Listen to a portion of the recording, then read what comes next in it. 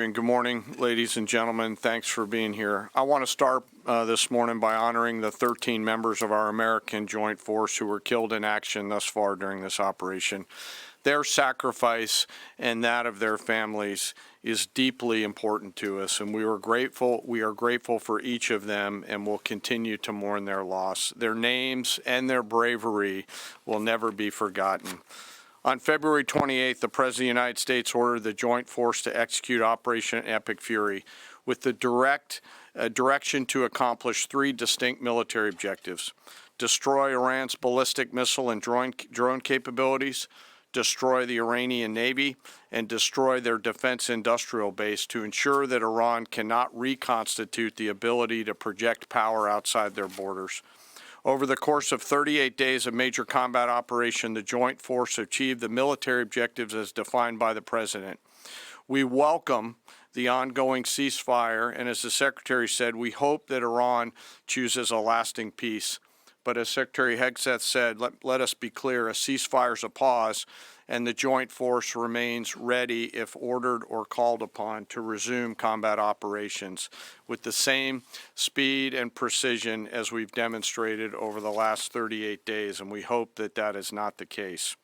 I want to congratulate and thank the leadership today at U.S. Central Command, including the Commander, Admiral Brad Cooper, the Deputy Commander, Lieutenant General Kevin Leahy, the Senior Enlisted Leader, Fleet Master Chief Compton, and every one of the component commanders, senior enlisted leaders, and especially the staff down at U.S. Central Command, who does not get called out for any of the credit, but grinds 24/7 to help offer the options that we bring to the Secretary and the President.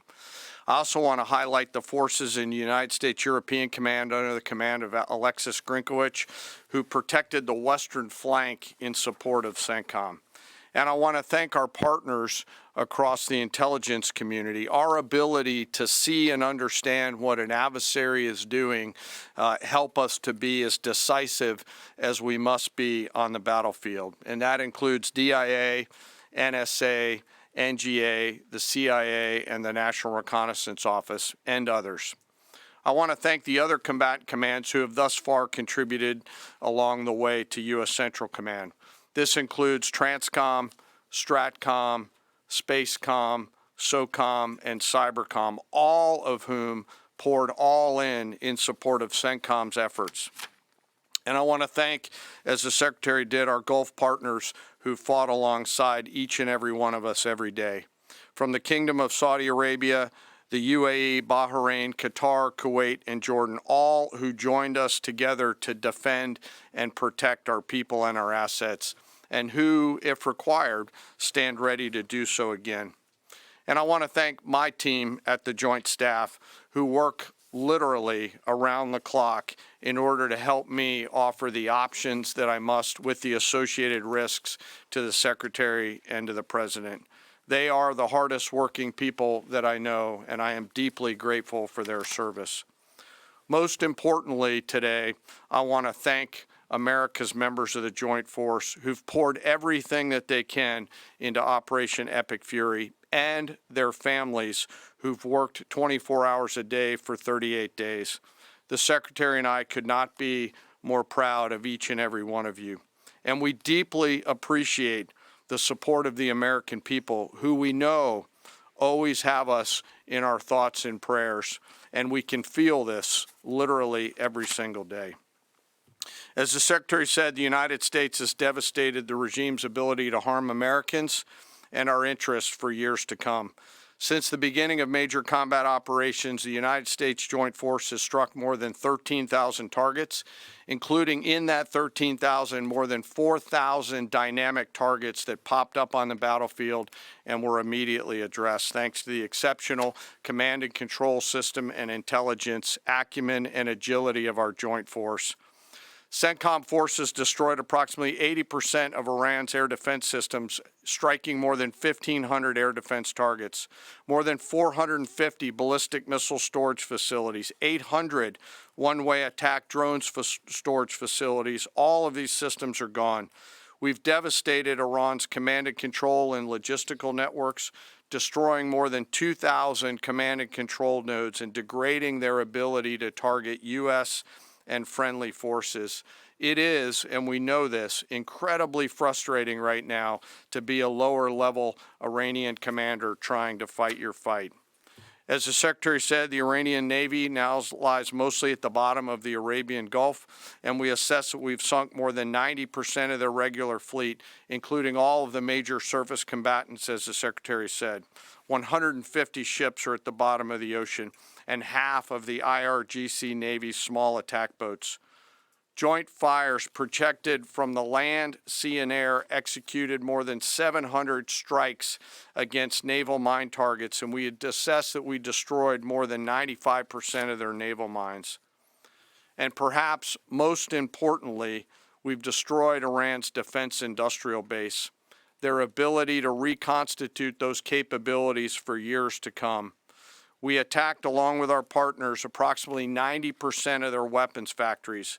Every factory that produced Shahed one-way attack drones was struck. Every factory that produces the guidance systems that go into those drones was struck. Their missile defense industrial base is shattered, with more than 80% of their missile facilities gone, as well as their solid rocket motor production capability. It will take years for Iran to rebuild any major surface combatants, as more than 20 naval production and fabrication facilities have been damaged or destroyed, and nearly 80% of Iran's nuclear industrial base was hit, further degrading their attempts to attain a nuclear weapon. Throughout Operation Epic Fury, our joint force struck at the heart of Iran's ability to project power and threaten the United States and the region. And in order to do this, it required the service and sacrifice of more than 50,000 American warfighters deployed across CENTCOM, EUCOM, and stateside.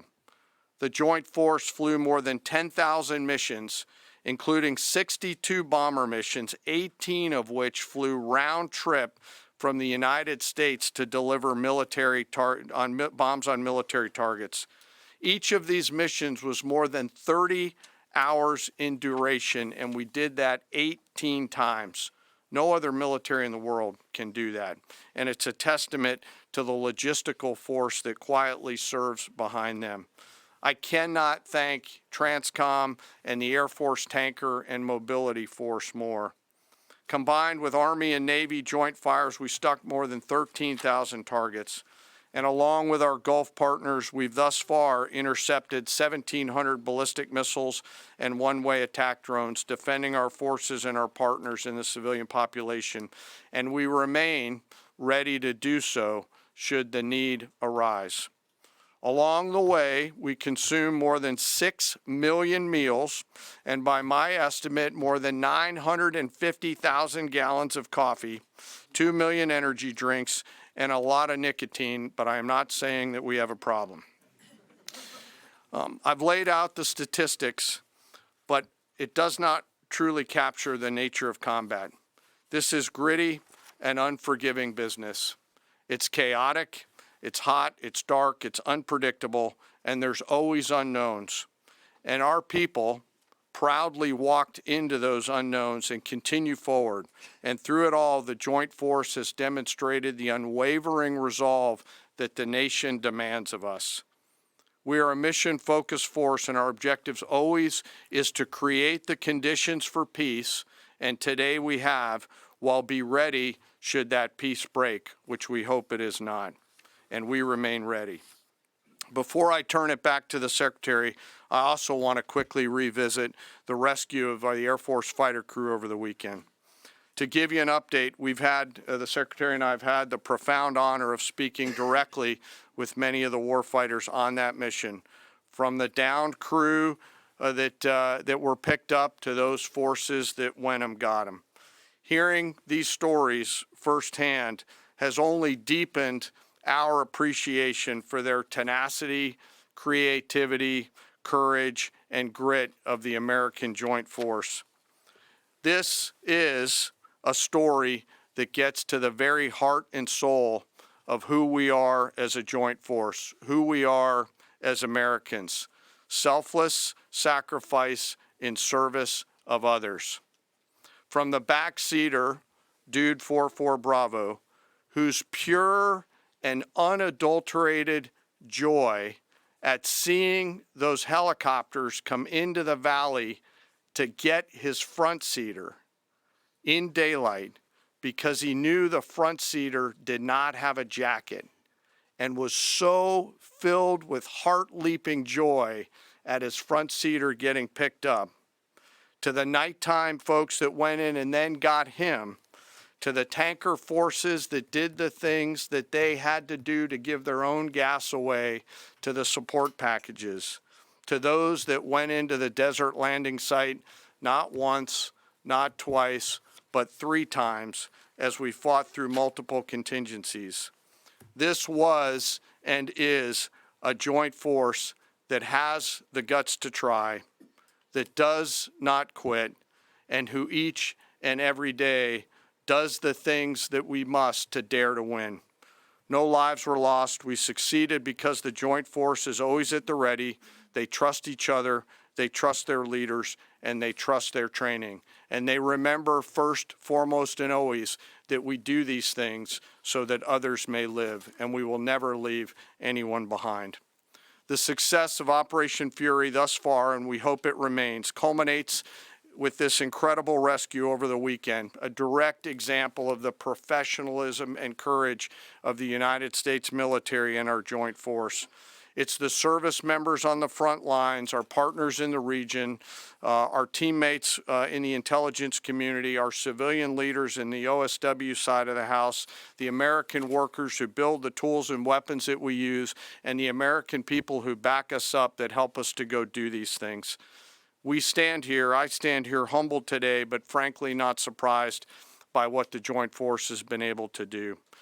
Their performance is fueled by a deep commitment to each other, their mission, and to our country. It is an incredible, deep honor for me to be a part of this Joint Force, and I'm humbled by the service and sacrifice each and every day that I am lucky enough to see. And finally, as I always do, I ask that we never forget our fallen and their families, especially those 13 fallen from Operation Epic Fury. May we always be worthy of their sacrifice and honor their legacy. And with that, sir, I'll turn it back over to you. Thank you, Mr. Chairman. We'll take a few questions. Be sure to like and subscribe for all the Fox News latest on YouTube, and catch full shows streaming now on Fox One.